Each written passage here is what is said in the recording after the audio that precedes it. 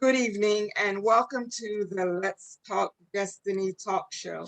I am beyond excited and honored tonight to have as my very special guest the one and only Ms. Beverly Jenkins.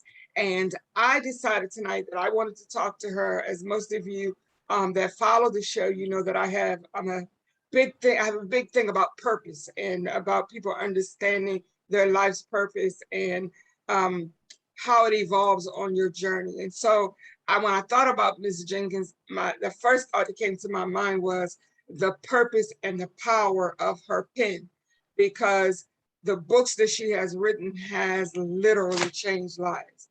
And so I'll give you a little bit of background. Ms. Beverly Jenkins is an author of historical and contemporary romance novels with a particular focus on 19th century African American life. Ms. Jenkins was a 2013 NAACP Image Award nominee, and in 1999, she was voted one of the top 50 favorite African American writers of the 20th century by the African American Literary Book Club. Her historical romances are set during a period of African American history that she believes is often overlooked. I read that someone referred to it as like Ms. Jenkins felt like it was a quilt where there were pieces missing out of it. And so she wanted to be, because she's a visionary and a trailblazer, she brought this to us, and I'm just honored to have her tonight. There is so much that has been written about Ms. Beverly Jenkins, but I just want to get into the conversation with the lady herself. And I'm just so excited. I can't even how to get myself together. I remind myself of my 2-year-old grandson who's always doing like this, and you're like, keep still. But I'll take myself down a little bit. But tonight, I'm just so honored to have with me the undisputed queen of Black historical romance. Welcome, Miss Beverly. Oh, thank you for having me. You Yes, know, I sent you the email about the storms, and I'm like, oh Lord, please don't. Let's keep the power going so that yes, she and I can have this conversation. And yes, ma'am. I've been looking forward to it. So Thank you. I let's am go. so blessed. I am so blessed. Okay, I want to ask you a few questions, and then I just, want us to have a conversation. Um, Today, I do want to talk to you about the power and the purpose of your pen, because your writing is so distinctive and unique. Someone said that if they even look at a book cover and they don't even see your name on it, they can tell that it's a Beverly Jenkins book because it has that distinct stamp on it. One of the things that I love about your books is it captivates you from the first word to the end. Like, I don't want to stop. I want to find out what happened from, and the imagery is so vivid. Like, sometimes you read books and you're like sitting there wondering what in the world is going on here. What are they trying to say? But when you read one of your books, it's like from the moment I start, I don't want it finished. And I just love that about you. Now, my first question for you is, when did you realize that you had a gift for writing, or you even had a desire for writing?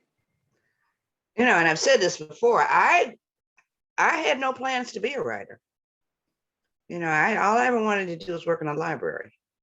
Wow. So, but I had been writing, on and off little things, little stories, little poems. I had a teacher in, I think I must have been the 11th grade or 10th grade. We had to do a short story for her English class, and she loved the little short story that I wrote and wanted to enter into the citywide contest. I'm from Detroit.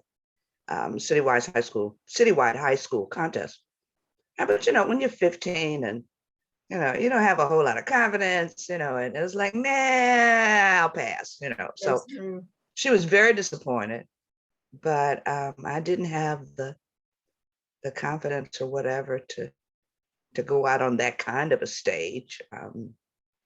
But when after they bought the first book, after Avon bought the first book, and everybody was so excited and so generous with their praise, and you start getting fan mail and Yeah. stuff. I suppose, I guessed I had started something. I wasn't sure what. And the publisher kept giving me contracts. So I Wow. kept writing books. Yes. But only once I got to the point where I started traveling and meeting some of the women who had, purchased my books, and they started telling me stories and how things affected them, did I realize that, this was something special. And it is a gift. Yes, ma'am. It's not, my stories come through me. They're not of me. I don't know where they come from. I'm just a middle woman, trying to get these stories told. So I'm blessed. I every day I get up, I'm sure God is tired of me saying thank you, thank you, thank you, thank you, thank you every day, but Yes. this is I love what I do, and I Awesome. try and take it, seriously. So Yes, ma'am. I think that because you are so thankful and so grateful and so humble with the gift that he has given you, that's why he continues to bless you. yeah. I was talking to somebody yesterday about you, and I said, I think Miss Beverly has like over 40 novels. And then, are you serious? I said, yes. And I've been working on this one for like 10 years. Like, I think I can't even get it together. And so they started laughing. But I said, it is a gift. Everybody can't do that. And like you said, the stories come through you. But are there things in your personal life that you've ever used as the basis for a storyline? Or do you see things in the news or in the world or what have I think everything sort of kicks off if you're a writer, especially if you're writing fiction. It might be different if you're doing nonfiction. But everything is fodder for the story. But the only thing that is really, really borrowed is some of the personalities of my men, because of the great guy I was married to. I lost him in 2003 to cancer, but that playfulness, that support. Yeah. He was a big supporter, great guy, great father, great husband, great lover. Um, and yeah, I said this before, there are days I wanted to bury him in the backyard. Love is hard. Love is hard. Yeah. There were days he wanted to bury me in the backyard. That's right. But we worked it out. And so a lot of the responses and the personalities of the men in my books are based on him. That's powerful because you're right. You have some very, very intriguing, trying to think of a nice word, intriguing men in your book. I was just reading, and sometimes I have problems with remembering titles and what have you, but this guy, he was a bounty hunter. Okay. Night Off. Yes, I was like, oh my God, he could arrest me anytime. Lord have mercy.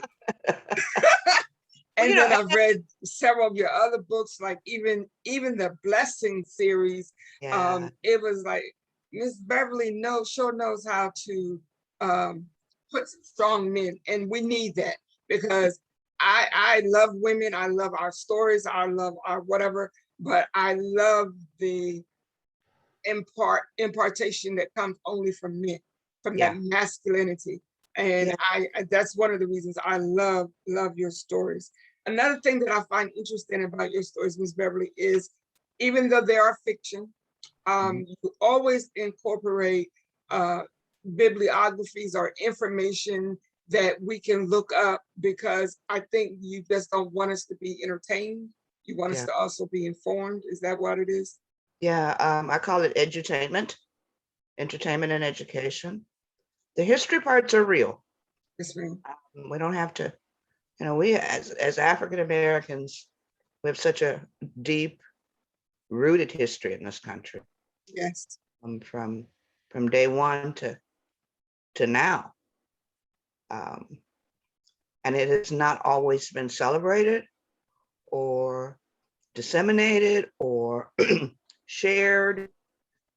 Um,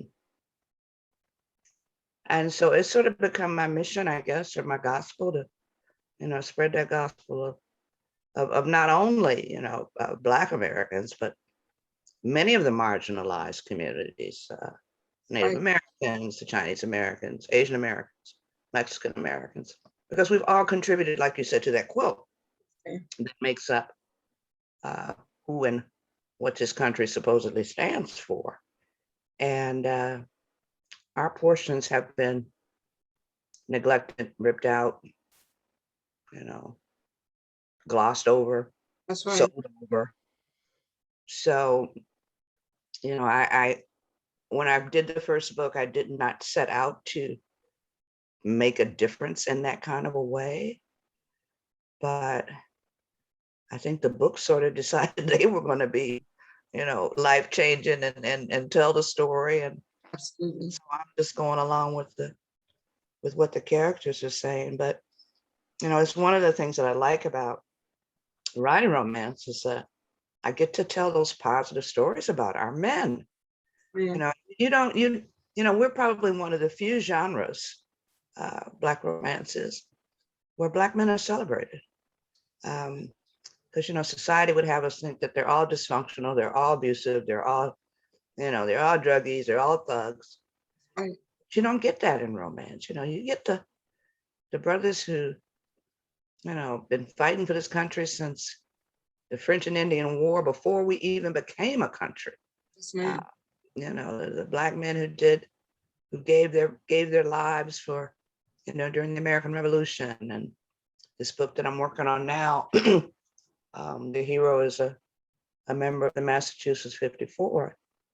So, nobody celebrates the guys who love their wives or who Right. raise their sons to be, strong and educated, or raising their daughters to be, fierce and full of pride. So Right. that's part of my mission too. I love it. And I'm, for one, am glad that you accepted that assignment, Yeah. because there is just so much that you open our eyes up to that we otherwise may not even have known about.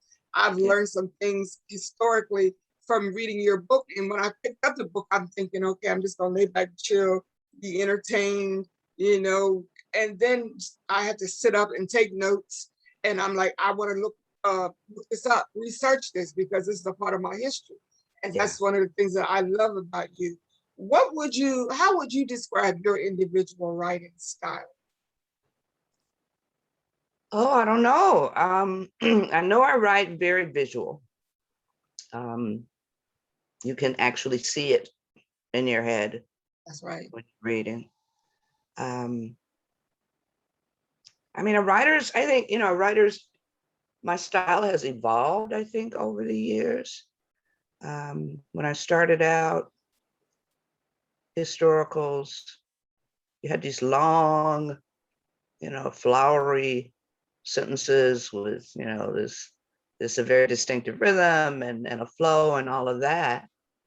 And now I think I'm a lot more tight in my writing.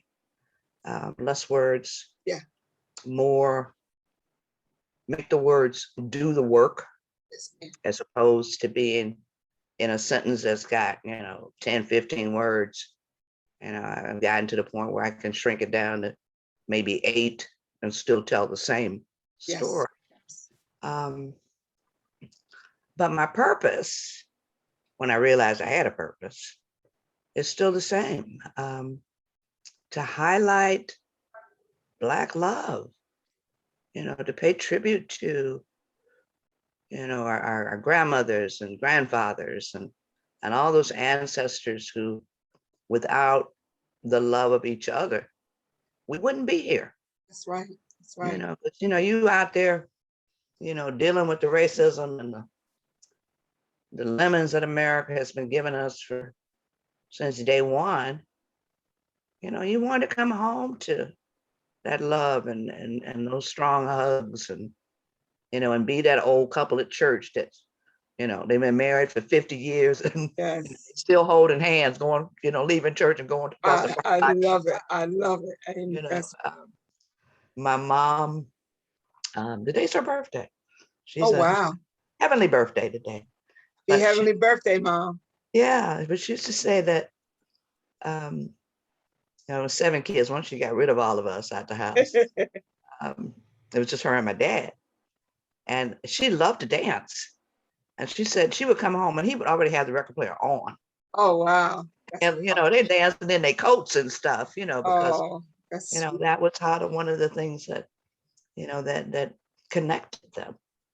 So nobody is telling those stories outside of Black romance. So, but not, I mean, maybe, but not in a way that we are doing it. That's Um, right. That's right. And I love that because whenever we think of our history, or you hear somebody say, "Oh, I'm going to write a book about, you know, Black history," and you automatically think slaves, you automatically think children ripped away from their mom, you pain. automatically think that mom, you know, the mom standing there watching her husband being sold off and she'll never see him again. Yeah. So it's good to read stories where, yes, these things are happening, but we still have family and Yeah. we still have a mother and a father in the house. Yeah. Yeah. Yeah. Because, you know, those were hard times for us. Yes, our children were sold away and never found. But, you know, you read the stories of the Black men who, after the Civil War, walked for months from plantation to plantation in the South, looking for their wives. You know, society may think that, you know, Black people don't love, but we know better. Right. You know, we have always loved. We have always had strong love. But yeah, I love what I do. I love what I do. And because you love what you do, we love reading what you do because your love and your passion comes through your pen and it's on those pages. I remember one time I was talking to another author, Victoria Christopher Murray, Great, yeah. and I had contributed to a book that Shonda had done for mothers. It was called Motherhood's Diary, and I had contributed a chapter. And one day, Victoria and I were talking, and I was going through some things. I lost both of my parents, like within 3 months of each other. Oh my, I'm so Exactly sorry. 3 months and 3 days. I lost my parents. And then a year after that, with all of that was going on, I had a stroke. And so it was just too much going on. And she said, take that pen and let the pain come through that pen onto that paper. Yeah. And I never will forget that. And I think that this is what I get when I read your books is I can feel the pain of these people, but I can also feel the passion and the love and the unity that they have. And I think that is a great gift that you had. Yeah, because our history is more than pain. Yes. You know, your pain aside, our history is more than pain. And I think that's all the mass media and Hollywood, you know, up until lately, has focused on. You know, all they want to, you know, they call it pain porn. Yeah. You know, we were more than that. Right. You know, now we want joy. You know, that's right. We know our history. We know our history. Yes. We don't know the joy. So you have these young women and young men who are writing, you know, this great fantasies and, you know, just, you know, I'm a big fantasy reader. Yeah. So, you know, they about to put me in a poorhouse buying their books. But people are looking at the entire experience and then pushing the envelope. Yes, ma'am. On what people think Black people are supposed to be doing. That's right. I can't wait for the Regina King, Idris Elba Western that's coming out, The Harder They Fall. Yes, I saw that. And preview. I can't wait. Yes, ma'am. You know, I love that. You know, and those who read my books know that we did that history with the Dick Glass gang and Rufus Buck and all of that in Topaz. I And people love it. people are like, is that Teresa July? And I'm like, I don't think so, but it could be based on Teresa. That's But we're powerful. doing more than just the pain now. And it's a great time to be a creative. Absolutely. Yeah. Absolutely. I wanted to ask you, one of the things that since I've connected with you on social media, I'm just so impressed with how much family seems to mean to you. And how we've all taken up little X-Men into our hearts, and we're always praying for him and checking on him. And we want to know how he's doing and stuff like that. And so I just love how important family is to you. Do you feel like your relationship with your family plays a role in your success today?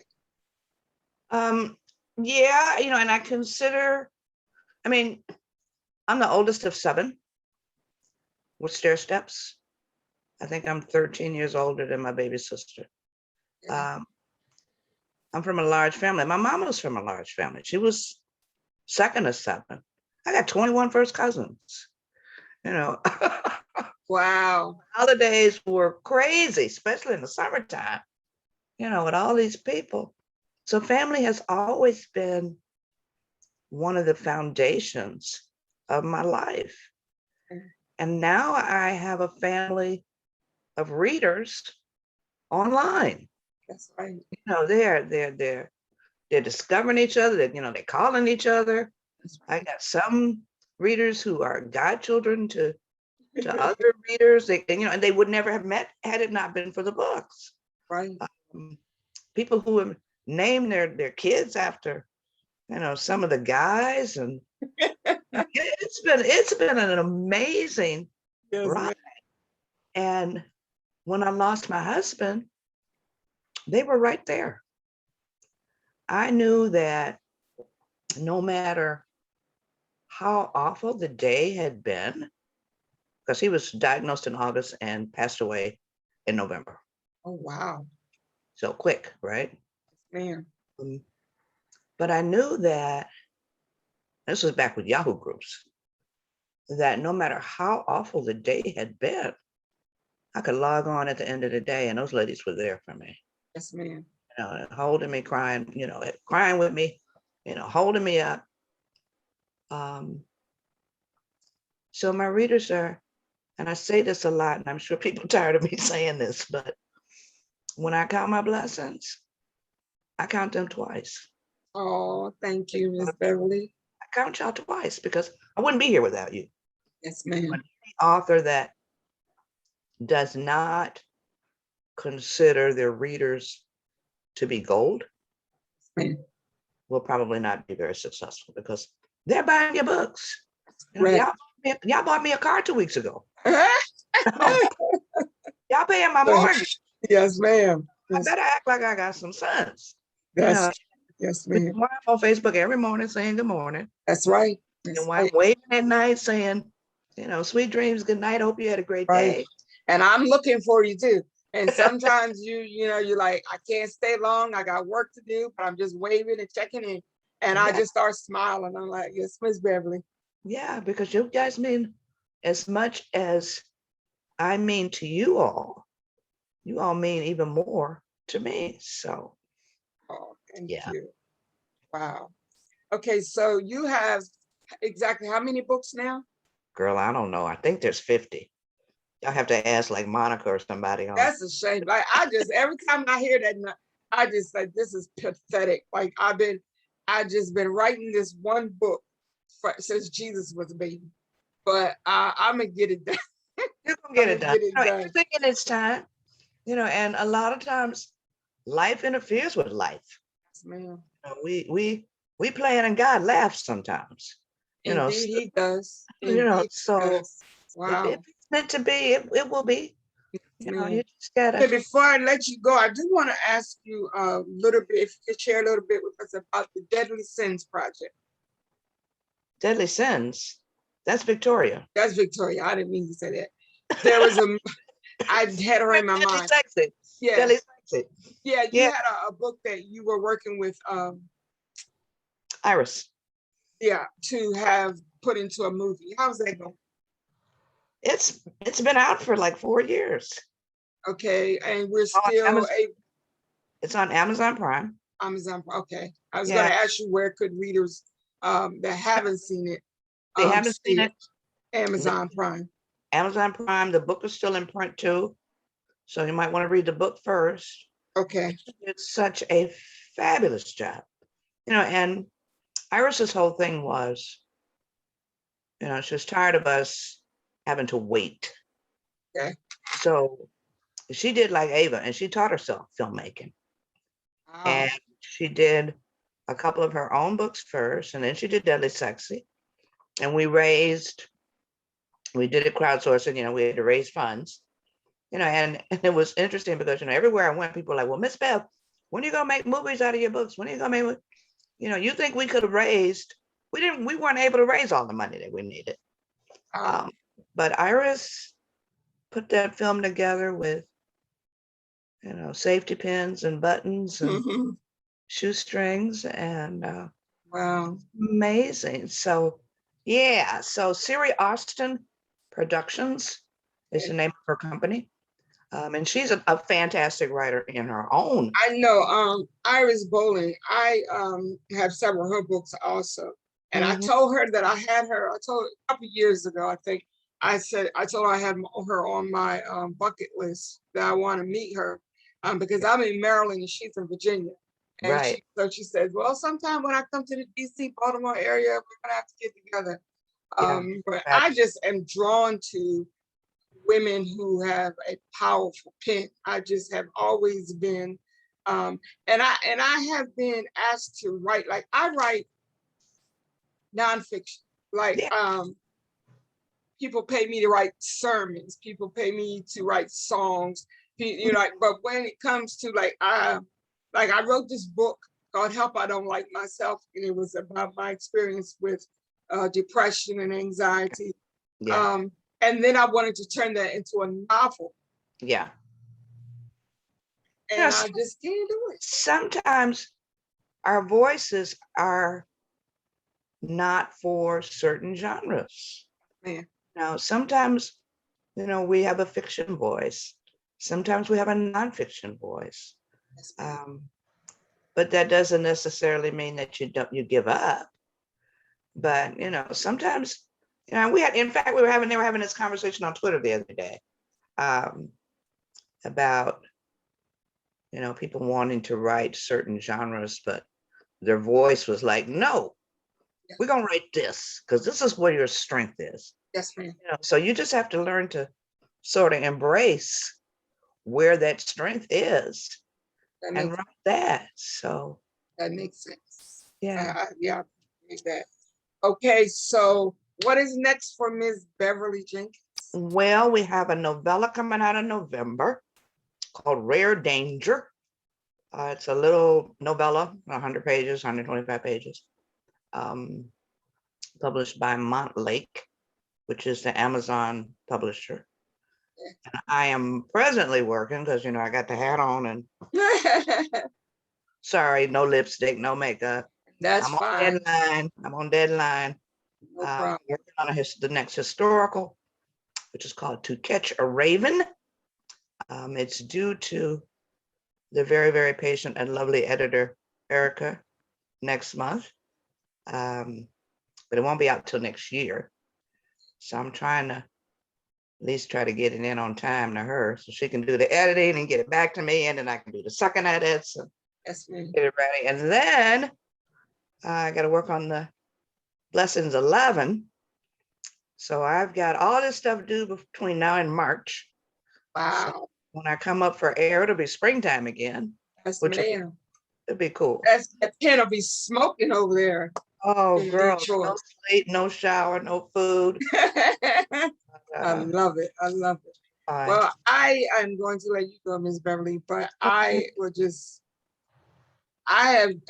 spent the last 2 or 3 days reading over these notes, and then I'm like, no, I don't want to ask that question. And then I'm like, well, should I ask this question? And my sister's like, oh my God, just calm down. because I really, I am so blessed to have this conversation with you. I can't even describe to you how much you bless me. Because of, the anxiety and sometimes the depression and the, whatever, reading has been a source of peace for me. And your books have been at the top. Like when I started that blessing series, I was like, oh wow, this is it. And so I can't even verbalize to you how much you mean to me, and that you accepted the assignment that God gave you to bless us with your pen. And thank you so much. You're very, very welcome.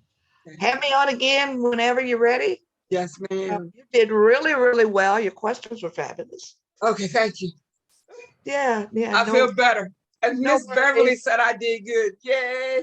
Did amazing. So you have a good evening, baby, okay? Do the same. I love you much. I love you too. Take care. All right. See you online.